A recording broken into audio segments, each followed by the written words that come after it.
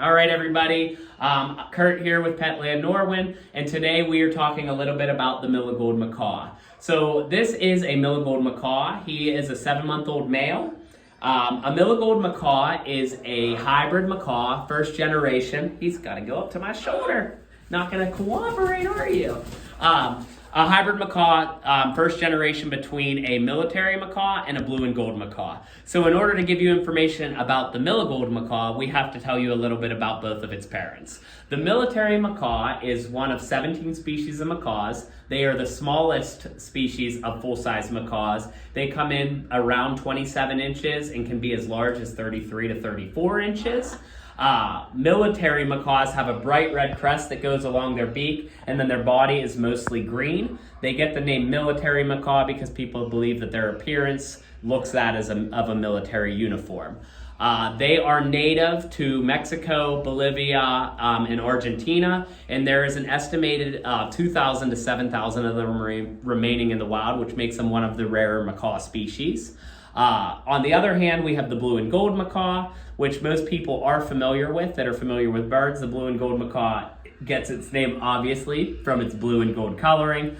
They have a little bit of a wider range. They're in South and Central America, Peru, Brazil, Venezuela, Bolivia, Paraguay, some small sections of Panama, and they're also found on some Caribbean islands, specifically Trinidad. At one point, they almost were completely wiped out of the Caribbean islands, but they did a translocation program where they took some wild species back to those islands, so they're now doing much better there.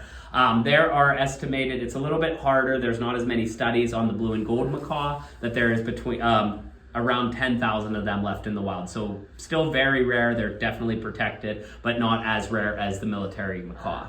The blue and gold macaws can be anywhere from 33 to 37 inches, so it's the larger of the species. With that range in size, being that both parents are different sizes, the Miligold macaw will be anywhere from 27 to 34 inches. This being a boy, he is a little bit bigger. I've seen some Miligold macaws that are much smaller. And you can see they really have their own unique coloring that they're getting from their parents. Hybrid macaws are typically bred for coloring. Macaws very rarely crossbreed in the wild, but it has been known to happen. So they get this almost emerald color in them, where their blue and gold macaw's body is completely blue and the military's is completely green. It's hard, I don't know if you can see or tell in the video, but they get this beautiful mixture of green and blue that gives them almost like a shiny appearance or color.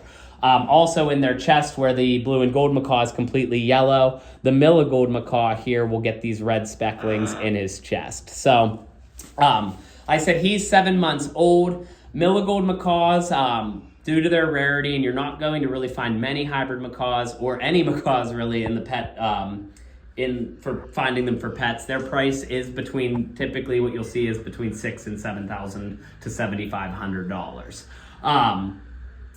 They are very vocal. All macaws are very vocal. They can learn between 20 and 30 phrases or words. They have a life expectancy of average is 60 years. But the longest documented bird ever in captivity was a blue and gold macaw named Charlie. He lived to be 103 years old. So on the long end, they can live to be very long, but on average, expect to have this bird for the next 60 years of your life. Obviously a long-term commitment. Macaws can be very destructive due to the strength of their beaks. So whenever we're talking about setting them up, they need a very large cage. We recommend a minimum of a 48 by 36 for them. And then they're gonna need a ton of toys, and they can go through toys. They can break up toys very rapidly and very quickly.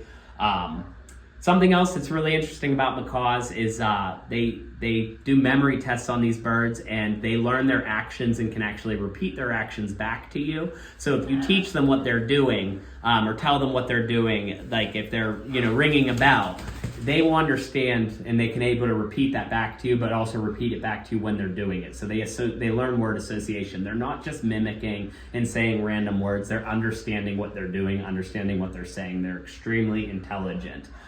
Something nice about the blue and gold macaws and the military macaws is that they are social with many people. So it's not just a one-person bird. They will typically make friends with many people, especially if you get them at a young age, like this one here, and then spend time with him meeting other different people and different family and different friends, so they'll become a really nice bird.